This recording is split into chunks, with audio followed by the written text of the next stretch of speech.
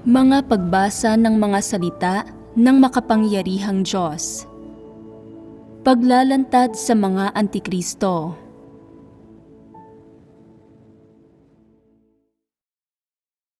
Ikapitong item. Sila ay buktot, mapaminsala, at mapanlinlang. Unang bahagi. Isang paghihimay kung gaano kabuktot, kamapaminsala, at kamapanlinlang ang mga Antikristo. Una, isang paghihimay tungkol sa pagkamapanlaban at pagkasuklam ng mga Antikristo sa mga positibong bagay at sa katotohanan. Natapos na nating himayin ang pang-anim na pagpapamalas ng mga Antikristo. At ngayon ay sisimulan na nating himayin ang pampito. Kung gaano kabuktot, kamapaminsala, at kamapanlinlang ang mga Antikristo.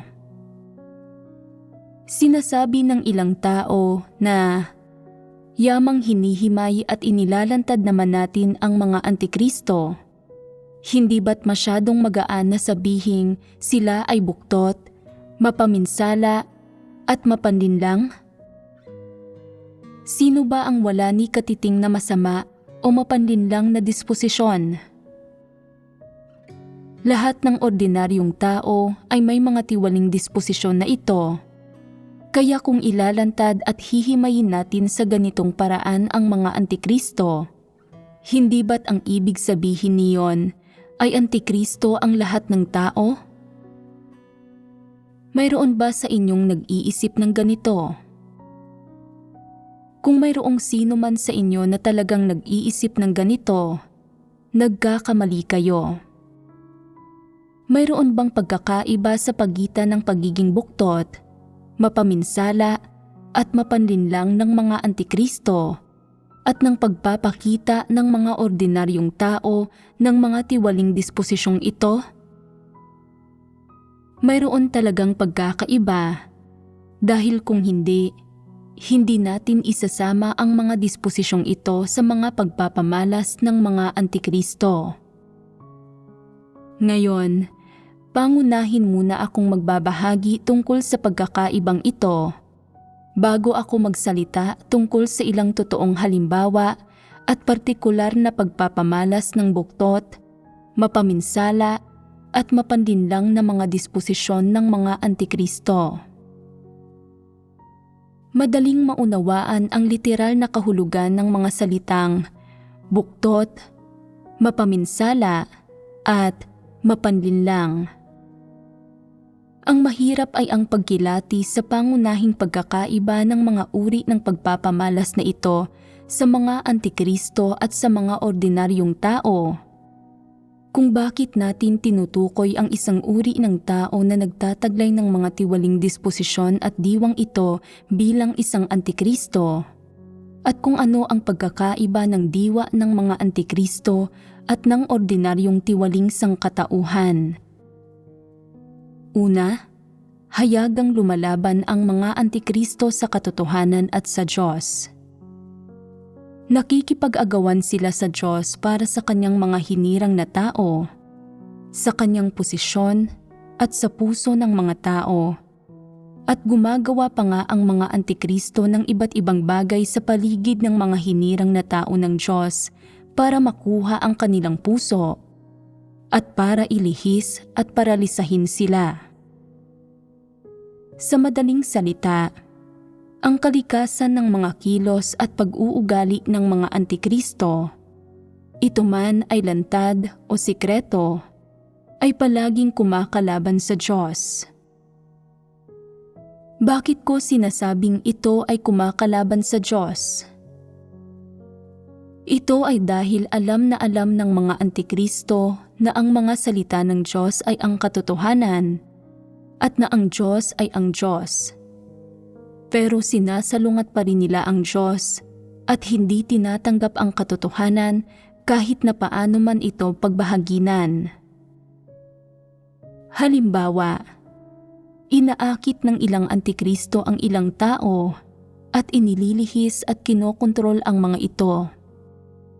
Pinapatalima at pinapasunod nila ang mga tao sa kanila at pagkatapos ay mapandaya silang kumukuha ng lahat ng klase ng libro at materyales mula sa iglesia at bumubuo sila ng sarili nilang mga iglesia at nagtatatag ng sarili nilang mga kaharian. Nang sa gayon ay matamasa nila ang pagiging sinusunod at sinasamba ng kanilang mga tagasunod. At pagkatapos niyon ay nagsisimula silang kumita sa iglesia. Ang ganitong klase ng pag-uugali ay malinaw na pakikipag-agawan nila sa Diyos para sa kanyang hinirang na mga tao. Hindi ba't isa itong katangian ng mga antikristo? Hindi ba makatarungan na tukuyin ang mga taong ito bilang mga antikristo batay sa kitang-kitang katangiang ito? Talagang makatarungan ito. Napakatumpak ng depinisyong ito. May ilan ding antikristo na bumubuo ng mga pangkat sa loob ng iglesia at winawasak ang iglesia. Palagi silang gumagawa ng sarili nilang mga puwersa sa loob ng iglesia at hindi nila isinasali ang mga hindi sumasang-ayon sa kanila. Pagkatapos ay pinapanatili nila sa tabi nila ang mga nakikinig at sumusunod sa kanila para bumuo ng sarili nilang mga grupo at pasunurin ang lahat sa sinasabi nila. Hindi ba't pagtatatag nila ito ng sarili nilang mga kaharian? Anuman ang mga pagsasaayos ng gawain o ang mga hinihingi ng itaas, tumatanggi silang isakatuparan ang mga ito at sa halip ay kumikilos sila sa paraan nila na inaakay ang mga tagasunod nila na hayagang salungatin ang itaas. Halimbawa, hinihingi ng sambahayan ng Diyos na palitan kaagad ang mga leader at manggagawa na walang kakayahang gampanan ang tunay na gawain. Gayunpaman, iisipin ng isang antikristo, bagamat walang kakayahan ang ilang leader at manggagawa na gampanan ang tunay na gawain, sinusuportahan at sinasang-ayunan nila ako at matagal ko na silang nililinang. Hindi pwedeng palitan ng itaas ang mga taong ito, maliban na lang kung alisin muna nila ako. Sabihin ninyo sa akin, hindi ba't ang iglesyang iyon ay nasa kontrol ng antikristong ito? Ang mga pagsasaayos ng gawain ng sambahayan ng Diyos ay hindi nakalalampas sa antikristo at hindi maisakatuparan. Kapag matagal nang inilabas ang mga pagsasaayos ng gawain at nagulat na ang lahat ng iglesia kung paano nila isinagawa ang mga iyon, halimbawa, kung sino ba ang itinalaga sa ibang tungkulin o pinalitan dahil sa kung anumang sitwasyon, walang anumang iniuulat kailanman ang antikristo at hindi nito kailanman inililipat ang sino man. May ilang tao na palaging pabaya sa kanilang mga tungkulin na seryosong naaapektuhan ang gawain ng iglesia pero hindi sila inililipat ng antikristo. Kahit na diretsahan pang sabihin ng itaas sa antikristo na palitan na ang mga taong ito, lilipas ang mahabang panahon na wala itong sagot. Hindi ba't may problema rito? Kapag sinasabi sa kanya ng itaas na ipatupad ang mga pagsasaayos ng gawain o sinusubukang magtanong tungkol sa isang bagay, nahaharang na ito ng antikristo. Walang alam dito ang mga kapatid sa iglesia. Wala silang natatanggap ng mga mensahe at nakahiwalay na sila sa itaas. Ganap nang nasa ilalim ng kontrol ng taong iyon ang iglesia. Ano ang kalikasan ng pagkilos ng isang antikristo ng ganito? Ito ay ang pagkontrol ng antikristo sa isang iglesia. Bumubuo ng mga pangkat sa iglesia ang mga antikristo. Nagtatatag sila ng sarili nilang mga kaharian. Sinasalungat nila ang sambahayan ng Diyos at pinipinsala nila ang hinirang na mga tao ng Diyos. Naiwawala ng mga tao ang gawain ng banal na espiritu. Hindi nila maramdaman ang presensya ng Diyos. Walang kapayapaan o kagalakan. Nawawalan sila ng pananalig sa Diyos at hindi na nila masiglang ginagampanan ang kanilang mga tungkulin. Nagiging negatibo at masama pa nga sila at tumitigil na ang mga buhay nila. Ang lahat ng ito ay bunga ng panlilihis at pagkontrol ng mga antikristo sa mga tao.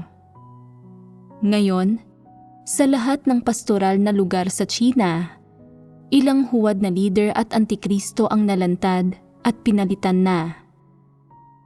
Ilan sa kanila ay mga huwad na leader at mga huwad na manggagawa na walang ginawang tunay na gawain. Lahat sila ay nagtataglay ng mga pagpapamalas ng mga antikristo at lahat sila ay may mga disposisyon ng mga antikristo.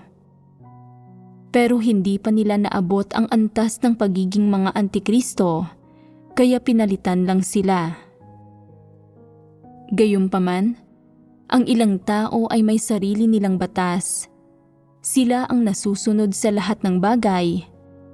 Ganap nilang nilabag ang mga pagsasaayos ng gawain at ganap silang kumilos sa sarili nilang paraan, kaya tinukoy sila bilang mga antikristo at pinatalsik. Ang ganitong paraan ng paglalantad at pangangasiwa sa mga huwad na leader at mga antikristo ay napakaganda. Napakasaya ko kapag nakikita ko ang mga ulat na ito.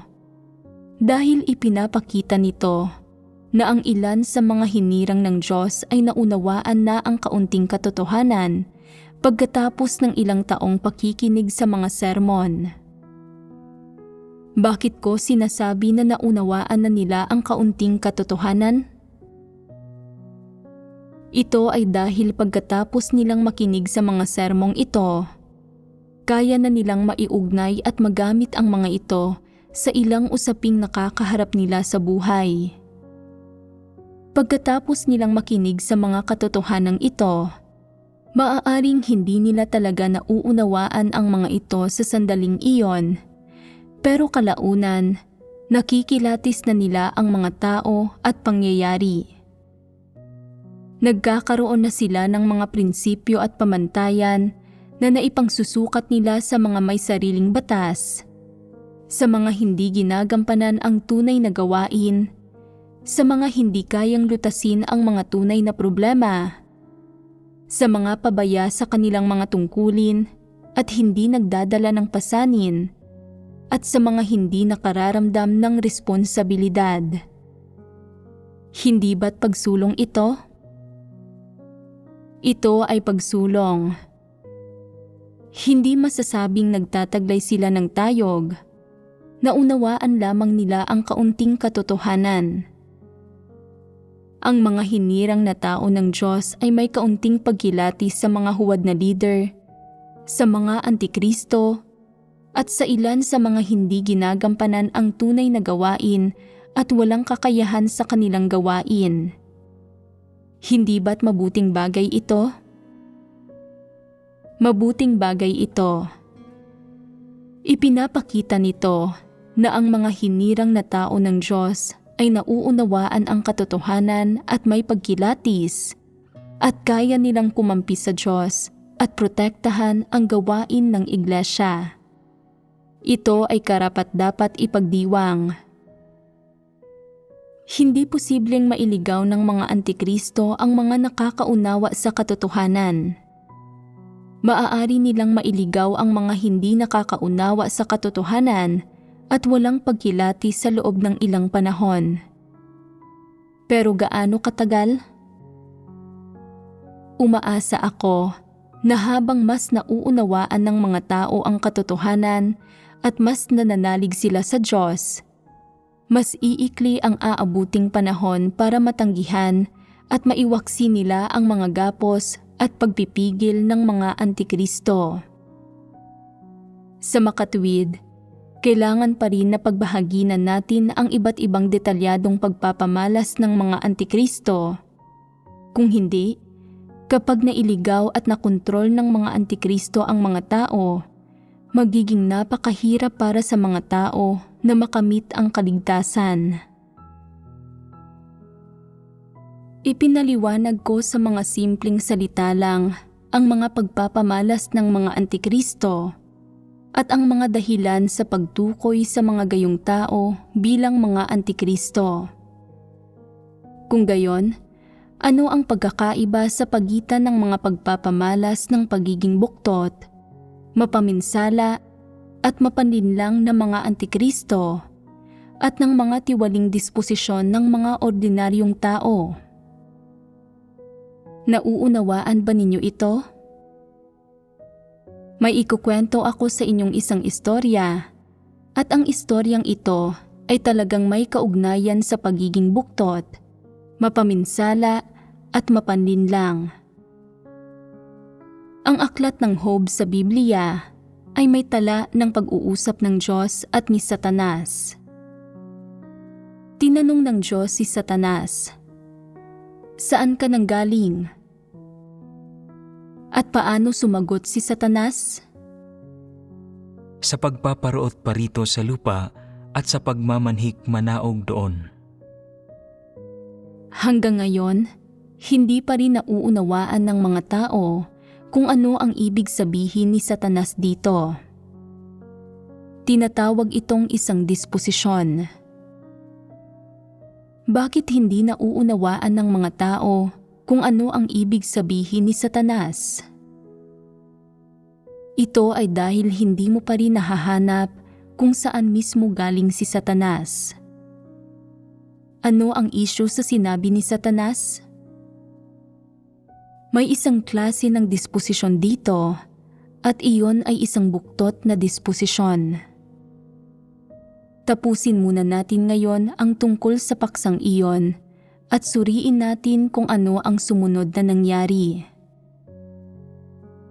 Lumapit si Satanas sa Diyos at pagkatapos nitong sumagot sa tanong ng Diyos, sinabi ng Diyos kay Satanas, "Iyo bang pinansin ang aking lingkod na si Job, sapagkat walang gaya niya sa lupa, na sakdal at matuwid na lalaki, na natatakot sa Diyos at umiiwas sa kasamaan?" Ano ang magiging karaniwang reaksyon ng isang normal na tao kapag narinig niya na sinabi ito ng Diyos? Iisipin kaagad ng mga tao, natakot si Job sa Diyos at umiwas sa kasamaan, at siya ay isang perpektong tao. Talagang hinahangaan ko siya. Saan galing ang paghangang ito? Galing ito sa isang uri ng pag-asam, pagmamahal, at pananabik sa mga positibong bagay sa loob ng normal na pagkatao. Gayunpaman, kung hindi mo minamahal ang katotohanan, anong ipapamalas mo kapag narinig mo ang mga salitang ito? Kukutyain mo ang mga salitang ito at babaliwalain ang mga ito. Pagkatapos ay iisipin ng ilang tao na matakot sa Diyos at umiwas sa kasamaan? Ano itong pagkatakot na ito? Ano ang ibig sabihin ng umiwas sa kasamaan? Saan ka makakakita ng isang perpektong tao sa panahon ngayon? Parang wala silang nararamdaman pagkatapos nilang marinig ang mga salitang ito. Kaya may puso ba silang nag-aasam at nananabik sa mga ito? Ninanais ba nila ang mga ito? Hinihiling ba nilang maunawaan kung ano mismo ang mga detalye sa loob nito? Mayroon ba silang ganitong hangarin? Wala. Wala sila nito. Sa puso nila, ayaw nilang malaman. Mayroon pang isang klase ng tao na abnormal ang reaksyon kapag narinig nila na sinabi ng Diyos na natakot si Job sa Diyos at umiwas sa kasamaan, na siya ay isang perpektong tao. Sinasabi nila, "Ha? Natakot si Job sa Diyos at umiwas sa kasamaan, at siya ay isang perpektong tao. May nabubuhay bang ganoong tao? Ipakita mo sa akin kung paano siya naging perpekto. Hindi ako naniniwala dyan." Ang mga ganito bang tao na may mga gayong ideya at pagpapamalas ay talagang pinaniniwalaan at kinikilala ang mga salitang sinabi ng Diyos? Hindi nila tunay na pinaniniwalaan o kinikilala ang mga iyon. Una, may isang punto na sigurado. Hindi nila kinikilala na totoo, mapagkakatiwalaan at tumpak ang sinasabi ng Diyos. Hindi nila itinuturing ang mga salita ng Diyos bilang ang katotohanan, bilang ang mga salita ng lumikha, at bilang ang kataas-taasang katotohanan para sa buong sangkatauhan. Dahil hindi nila itinuturing ang mga salita ng Diyos bilang ang katotohanan, paano nila itinuturing ang Diyos? Dahil itinatatwa nila ang mga salita ng Diyos, posible kayang kilalanin nila na Diyos ang Diyos? Siguradong hindi, dahil itinatatwa nila ang mga salita ng Diyos. Itinatatwa ang perspektiba ng Diyos at itinatatwa ang mga kasabihan ng Diyos. Ang ipinapahiwatig niyon ay itinatatwa nila ang pag-iral ng Diyos at itinatatwa na siya ay ang realidad ng lahat ng positibong bagay. Sigurado ito. May isa pang punto. Ano ang saloobin ng mga taong gaya nito sa mga katotohanang ipinapahayag ng Diyos at sa mga positibo at negatibong bagay? At anong disposisyon ang nasa likod ng kanilang saloobin? Ano ang pananaw nila kay Job? Hindi iyon posible. Mayroon pa bang taong kagaya niya sa mundo? Ito ay isang labi na lang ng kasaysayan. Ang taong katulad niyon ay hindi dapat nabubuhay sa mundong ito. Ang dapat lang nabubuhay ay ang mga taksil at hindi mabuti, ang mga masama at buktot. Dapat mamatay at hindi mabuhay ang mga taong gaya ni Job. Anong disposisyon ito? Ito ang kabuktutan ni Satanas. May mga tao ba ngayon sa sangkatauhan na may eksaktong katulad na buktot na disposisyon ni Satanas? Anong klasing mga tao na kapag narinig nila na sinabi ng Diyos na natatakot si Job sa Diyos at umiiwas sa kasamaan, siya ay isang sakdal na lalaki? Ang hindi kumbinsido, tumatangging tanggapin ito, may pagkasuklam at pandidiri, at may mga pagsumpa pa ngang lumilitaw sa puso nila? Pwede ba nating sabihin na ang mga taong nagbibigay daan na lumitaw ang mga gayong bagay ay mga kauri ni Satanas? Oo. Kung gayon, sumusobra na ba kung tutukuyin bilang mga antikristo ang mga taong ito? Noong sabihin ng Diyos kay Satanas ng malinaw at taimtim na natatakot si Job sa Diyos at umiiwas sa kasamaan, siya ay isang sakdal na lalaki. Ano ang saloobin ni Satanas? Pinagdudahan nito ang katunayang ito. Ang isang aspekto nito ay iyong pinagdudahan ni Satanas na si Job ay gayong klase ng tao at hindi nito naisip na posible iyon. Ito ay dahil buktot si Satanas at naniniwala itong buktot ang lahat ng bagay. Hindi ito naniwala na pwedeng magkaroon ng isang tao sa sangkatauhan na masyadong kamangha-mangha na talagang makikitang perpekto ng Diyos. Hindi pinaniwalaan ni Satanas ang katunayang ito. Ang isa pang aspekto ay iyong noong matuklasan ng Diyos ang isang mabuting tao gaya ni Job. Ano ang nadama ni Satanas sa puso nito? Una, sa pinakamababaw na antas, nakadama ito ng pagsiselos. Inisip nito na, paanong nagkaroon ng isang perpektong tao? Hindi ba't ginawa ko ng tiwali ang buong sangkatauhan? Ang lahat ng tao ay kagaya ko. Pinagtaksilan kanilang lahat. Paanong susundin kanila? Kung isasalin natin ito sa lingwahe ng tao, ito ang mentalidad nito. Hindi naniwala si Satanas na posible ito at may dalawang bahagi sa hindi nito paniniwalang posible ito.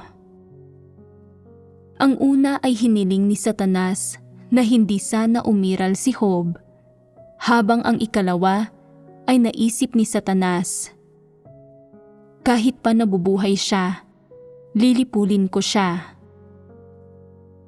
Hindi ba't ito ang kabuktutan ni Satanas? Ito ang kabuktutan ni Satanas. Ayaw nito na lumapit sa Diyos ang isang tunay na mabuting tao, isang taong natatakot sa Diyos at umiiwas sa kasamaan. Ayaw nitong mabuhay sa mundo ang isang taong kagaya ni Job. Ayaw nitong mabuhay ang isang taong gaya nito, at lalo nang ayaw nitong lumitaw ang isang taong gaya nito. Ito ang kabuktutan ni Satanas. Ano ang pinagmulan ng kabuktutan ni Satanas? Ang disposisyong diwa nito ay buktot. Bukod dito, si Satanas ay laban din sa lahat ng positibong bagay. Ano ang kasama sa lahat ng positibong bagay? Kasama rito ang mga taong natatakot sa Diyos at umiiwas sa kasamaan at mga perpekto. Sa pagiging laban kay Job, hindi ba't si Satanas ay laban sa Diyos? Ganito nga talaga ang mga bagay-bagay. Habang si Satanas ay laban kay Job, kinamumuhian din nito ang Diyos. Gusto nitong walang sumamba sa Diyos. Ito ang pinakamagpapasaya rito at ito ang pinakamalaking hinihiling nito. At pagkatapos, naging ganap na salungat sa inaasahan nito, sa gusto nitong makita at sa inaasam nito, ang lahat ng katunayang ito.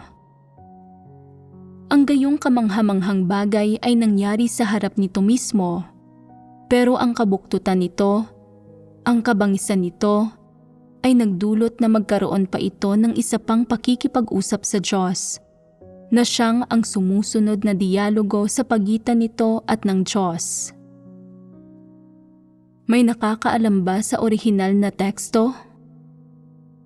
Natatakot ba ng walang kabuluhan si Job sa Diyos? Hindi diretsahang nagsalita si Satanas. May patibong na nakatago sa mga salita nito. Sinabi nito, natatakot ba ng walang kabuluhan si Job sa Diyos? Para pag-isipan mo ito. Sabihin mo sa akin, alam ba ng Diyos ang ibig sabihin ni Satanas dito? Alam ng Diyos. Kilalang kilala ng Diyos si Satanas at nakikita ng Diyos ang usaping ito ng napakalinaw. Pagkasabi pa lang nito na natatakot ba ng walang kabuluhan si Job sa Diyos, alam na ng Diyos kung ano ang gagawin ni Satanas. Nang makita ng Diyos na may gustong gawin si Satanas, alam ng Diyos na dumating na ang pagkakataon, na dumating na ang oras para gamitin niya si Satanas upang subukin si Job. Kaya, sino sa kanila ang marunong? ang Diyos. Hindi ito alam ni Satanas at naisip nito, hindi ba't hindi ako pinahintulutan ng Diyos na pakialaman si Job? Hindi ko kailanman inasahang papayagan ito ng Diyos ngayon. Ihihinto natin ang istorya rito. Alam na naman ng lahat kung ano ang sumunod na nangyari. Ngayon ay himayin natin ang mga pagpapamalas at disposisyon ni Satanas sa sinabi nito, pati na rin kung ano mismo ang motibasyon at mga intensyon nito sa pagsasabi nito. Una, hindi naniwala si Satanas sa sinabi ng Diyos. Ibig sabihin, nagkimkim si Satanas ng isang nagdududang saloobin sa nilalaman at sa mga katunayan ng mga salitang binigkas ng Diyos. Kasabay ng pagdududa sa sinabi ng Diyos, ginusto nitong gumamit ng kung anong pamamaraan para itatwa ang sinabi ng Diyos, pero hindi ito direktang maitatwa ni Satanas. Nasaan ang kabuktutan ni Satanas? Ito ay nasa paggamit nito ng mas mapanlinlang pang pamamaraan. Sinasabi sa puso nito na, hindi kita diretsahang itatatwa. Papapayagin kita na abusuhin ko si Job, at pagkatapos ay gagawin kong itatwa kanya. Ito ang pinakamagandang kalalabasan. Hindi ba't mabibigo ka kung ganoon? Ito ang layon ni Satanas. Anong disposisyon ang ipinakita ni Satanas sa dialogo nito sa Diyos at sa mga kaisipan nito? Malinaw na buktot ang disposisyon. Ano ang pagkakaiba sa pagitan ng kabuktutan ni Satanas at ng kabuktutan ng ordinaryong tiwaling sangkatauhan? Anong papel ang ginagampanan ni Satanas dito? Hindi nito direktang hinanap si Job para itatwa ni Job ang Diyos. Kung lumaban si Job ay mapapahiya si Satanas, kaya hindi kumilos si Satanas sa ganitong paraan. Kaya, ano ang ginawa ni Satanas? Ano ba mismo ang motibasyon ni Satanas at ang pamamaraan at mga estratehiya nito sa paggawa ng ginawa nito? Ang umatake gamit ang iba. Talagang minamaliit mo si Satanas. Ang kabuktutan ni Satanas ay hindi maaarok ng mga tao. Ang lahat ng makatarungan at kamanghamanghang positibong bagay sa mundo ay hindi kamanghamangha kay Satanas. Gusto nitong gawing buktot at marumi ang lahat ng bagay na ito.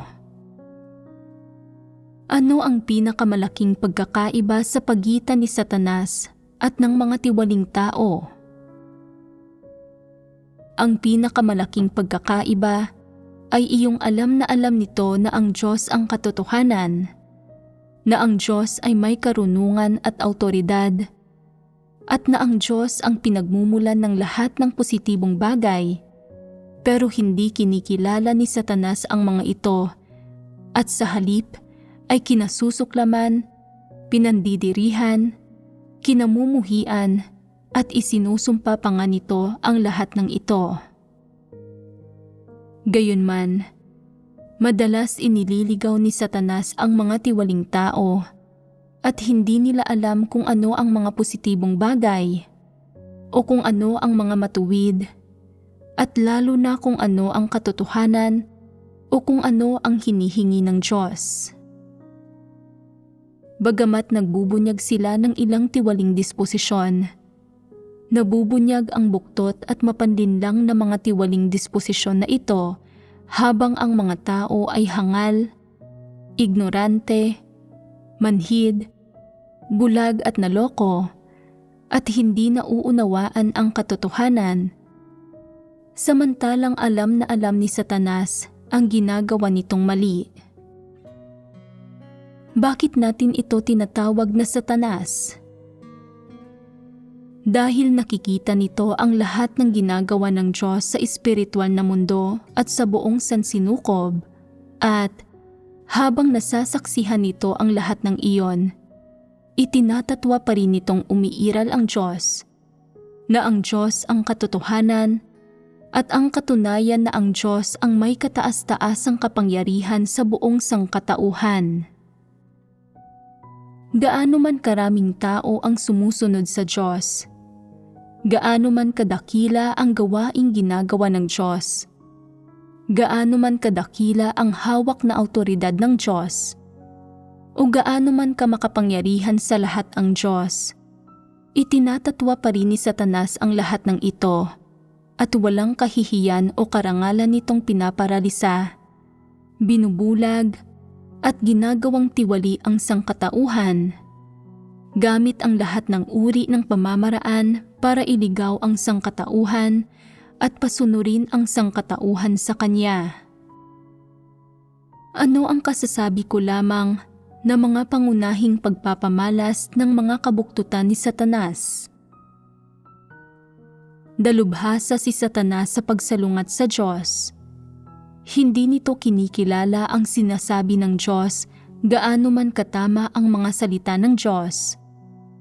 Hindi nito kinikilala na mga positibong bagay at katotohanan ang mga salita ng Diyos, at binabaligtad nito ang mga bagay-bagay. Halimbawa, ipinatala ng Diyos sa mga tao ang kasaysayan ng paglikha ng Diyos sa tao. At bukod sa mga tala ng mga katunayan ng paglikha ng Diyos sa tao, may mga bakas din ng ebidensya na pwedeng makita. At ano ang ginawa ni Satanas? Inimbento nito ang Darwinismo at sinabing galing sa mga unggoy ang tao. Gumuhit ito ng larawan na nagpapakita na unti-unting nag-e-evolve ang mga unggoy mula sa mga nilikhang may 4 na paa hanggang sa maging mga taong may 2 paa na lumalakad ng nakatayo, na gumawa ng maling paniniwala at panlilinlang na ito. Bilang resulta, kahit na itinatatwa ngayon ng ilang tao ang ebolusyon, marami pa ring tao ang hindi naniniwala na galing sa Diyos ang tao. Hindi ba't kabuktutan ito ni Satanas? Ito ang kabuktutan ni Satanas. Gaano man kadakila ang gawain na personal nitong nasasaksihan na ginagawa ng Diyos, nilalabanan at sinasalungat pa rin nito ang Diyos hanggang sa dulo. Bawat araw na hindi winawasak ng Diyos si Satanas o nilulutas ito, patuloy itong sumasalungat sa Diyos. Nandito ang kabuktutan ni Satanas, at ang pinakaugat nito ay iyong ang diwa ni Satanas ay buktot. Sa pag-uusap ni Satanas at ng Diyos sa aklat ng Job, mayroon bang koneksyon sa pagitan ng mga pagpapamalas ni Satanas at ng mga pagpapamalas ng mga antikristo? Ano ang koneksyon? Bakit ko iniuugnay ang siping ito? Ang pagiging buktot, mapaminsala at mapanlinlang ng mga antikristo ay isang paksang madalas ninyong makatagpo, at ang mga ito ay mga aktwal na pagpapamalas din na madalas ninyong makita. Kaya bakit ko inililista ng hiwalay ang mga pagpapamalas na ito ng mga antikristo bilang isang item para himayin? Katatapos lang nating pag-usapan ang kabuktutan ni Satanas at kung paano ito partikular na lumalaban sa Diyos, kaya hindi ba't ginagawa rin ito ng mga antikristo? Ano ang mga pagpapamalas ng mga antikristo? Pagkatapos makinig ng isang antikristo sa isang sermon, alam niyang maganda ang sermon at kaya nitong maunawaan ang mga salitang iyon. Bukod pa roon, may kaunti itong kakayahan At kapag naunawaan na niya ang mga salitang iyon, nagsisikap itong tandaan ang mga ito at sinusubukan nitong isapuso ang mga bagay na gusto niya at na umaayon sa sarili niyang mga kuro-kuro. Pagkatapos, batay rito, nagpoproseso at bumubuo siya ng sarili niyang sermon na sa tingin ng ibang tao ay napakaganda kapag narinig nila ito. Gayunpaman, hindi ito ang pangunahing pagpapamalas ng kabuktutan ng isang antikristo. Ano ang kanyang pangunahing pagpapamalas? Ang mga taong gaya nito ay kayang maunawaan ang katotohanan. Kaya sabihin ninyo sa akin, kaya ba nilang makita ang pagkakaiba ng tama at mali? Oo. Kaya nila, hindi sila estupido. Halimbawa, madalas nilang nakakaugnayan ang mga kapatid at alam nila sa puso nila kung aling mga tao ang naghahangad sa katotohanan at alin ang hindi. Alam nila sa puso nila kung sino ang kayang maglaan ng kanilang sarili at magsuko ng mga bagay-bagay, kung sino ang kayang tapat na gampanan ang kanilang tungkulin, at kung sino ang siguradong kayang pumili na isagawa ang katotohanan at kumilos alinsunod sa mga prinsipyo kapag nahaharap sila sa mga ordinaryong usapin. Pero matatrato ba nila ng patas ang mga gayong tao? Paano nila tinatrato ang mga tao sa paraan na nagpapakita ng pagpapamalas ng mga antikristo? Halimbawa, may isang taong hindi naman banta sa kanila at iniisip nila na hinahangad mo ang katotohanan at mas mahusay ang kakayahan mo kaysa sa akin, pero hindi ko itataas ang ranggo mo. Ang hindi ko pagtataas ng ranggo mo ay hindi nangangahulugang babaliwalain kita. Kung sisip-sip ka sa akin, pananatilihin kita sa tabi ko. Kung hindi ka kailanman sisip-sip sa akin at palagi kang matuwid, kung palagi mong ginagawa ang mga bagay sa paraan na walang kinikilingan at sumusunod sa mga prinsipyo, makikilatis mo ang anumang masamang gawin ko at mahahalata mo ako, at magbabahagi ka sa akin tungkol sa katotohanan para pagsisihin ako, at masyado akong ipapahiya niyon. Kung hindi mo ako pakikialaman, ayos lang. Kung palagi kang makikialam sa akin, tatanggalin kita. Ito ang klase ng planong mayroon sila at nagkakalkula sila ng ganito sa puso nila. Anong disposisyon ito? Mayroon silang dalawang disposisyon: kabangisan at kabuktutan. Ganito sila mag-isip bago nila gawin ang gayong pagkilos at pahirapan ang taong ito. Ito ay kabuktutan. Alam na alam nilang hinahangad ng taong ito ang katotohanan at na may pagpapahalaga ito sa katarungan. Pero hindi nila itinataas ang ranggo nito. Hindi sila nakikipaglapit dito at pakiramdam nila sa puso nila ay mapagbantay sila at nasusuklam sa taong ito. Ano ang disposisyong ito? Ito ay kabuktutan. Ano ang tinutukoy ng kabuktutang ito? Hindi sa hindi nauunawaan ng mga antikristo kung ano ang mga positibong bagay at kung ano ang mga negatibong bagay. Alam nila kung ano ang tamang landas. Hindi nga lang sila sumusunod dito. Hindi nila isinasagawa ang katotohanan. Wala silang pinakikinggan at pinipili nila ang landas ng kabuktutan. Halimbawa, may ilang babae na ayaw maging mga babaeng may mabuting moralidad at mamuhay ng isang angkop at wastong buhay. Sa halip ay pumupunta sila sa bahay aliwan.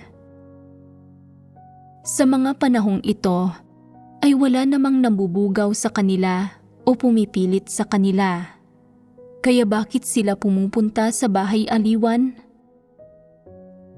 Ito ay dahil buktot sila at ipinanganak sila para maging ganoon.